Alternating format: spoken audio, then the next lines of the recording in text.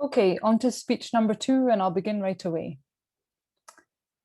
Colleagues, like many people, I tend to think that aging, at least past a certain point, equals a decline in quality of life.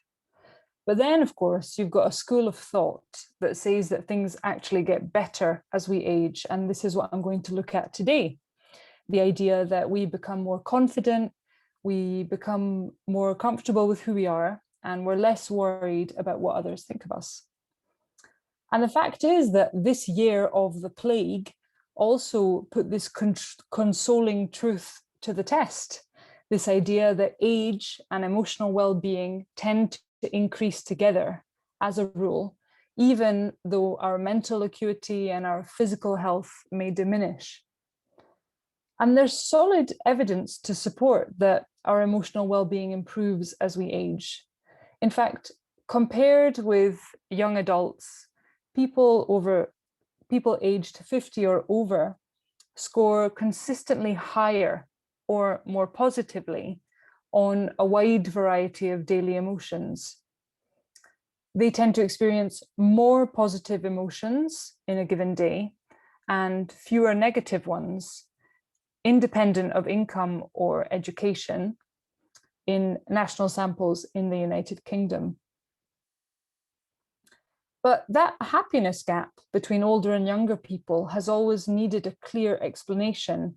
And there's two basic scenarios. The first is that people develop better coping skills as they age. And the second scenario is simply that people sharpen their avoidance skills as they get older. We reduce the number of stressful situations and bad risks that we face as we age. And actually, to test these scenarios, scientists needed an environment where both older and younger people were in equally stressful situations, not an environment that has been easy to bring about, ethically speaking. But of course, the pandemic changed all that. Because if the outbreaks across the world starting from last spring showed one thing clearly, it was that older people have been faced with a much higher risk, both of being ill and dying of COVID-19 than younger people. So from the start, there was a threat to older people that they simply couldn't avoid, and this led to prolonged stress. And so a study was carried out in April 2020, really at the peak of anxiety about the pandemic. This study was carried out on a sample of 1,000 adults aged 18 to 76, and there were detailed questions about their emotions. There were positive states included, like feeling relaxed or amused, and negative states like guilt or anger. And the hypothesis scientists thought was that if people manage their emotions by choosing to avoid stressful situations, then the study should show that the happiness gap was shrinking. But the interesting thing is that the moods of the older people remained elevated compared to those of the younger generations, despite the fact that both groups reported the same stress levels. So it wasn't about the kind of stress people were exposed to. In fact, younger people were doing far worse emotionally than older people were. Again, April, worst month last year, you had cases going from 0 to 60,000, but you've got the same pattern with older people reporting less distress. This is all the more interesting because actually, alongside the pandemic, there's been an outbreak of ageism, with older people being grouped together as this vulnerable collective. But actually, this investigation of daily life amid the pandemic suggests quite the opposite, that older people were better equipped to deal with what was happening.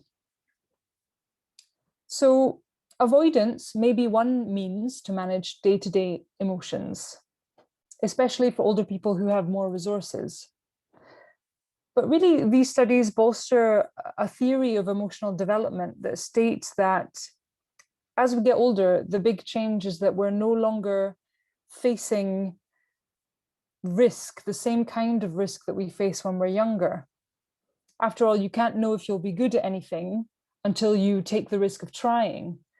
And after middle age, people become more aware of a narrowing time horizon. We start to gravitate towards activities that are more pleasing than self-improving. We accept ourselves for who they are rather than who we're supposed to become. And these differences are going to be really important to keep in mind in the near future. Young people have been gravely affected by the pandemic. They've been robbed of opportunities to have their first real jobs, social interaction, school days, graduations. And they've been shamed publicly if they tried to have these things in the midst of everything. So according to the scientists behind the study, our focus on well-being should now turn to young people. And in the meantime, maybe it would do us good to remember what one of the elderly participants in the study said. Growing old is something you cannot change. So you realize you have no choice but to make the best of things and enjoy every day. I think that's a really good start. Thank you.